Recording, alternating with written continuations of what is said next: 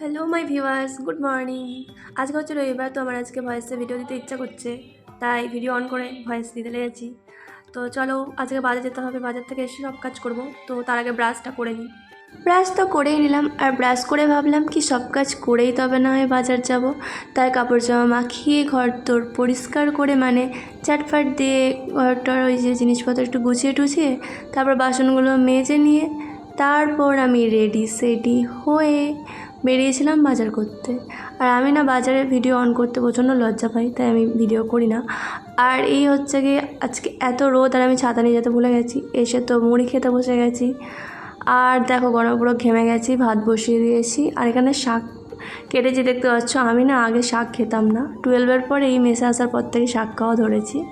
এই সব কিছু করে টোরে নিয়ে দেখছো ভিডিও এত ভয়েস দিতেই পারছি না। তো যাই হোক, দেখে নিয়েছো তো। খাওয়া দাওয়া করে আমি এখন সন্ধ্যাবেলা সিরাম মাখতে বসে গেছি, আর একটু নাটক করছিলাম। যেহেতু রিলস বানাতে পারিনি অনেকদিন, তো একটু ঢং করে নিলাম। তারপর রাতের রুটি টুটি বানিয়ে খেতে বসে গেছি। তো আমি এখন খাই আর তোমাদের জানাই বাই।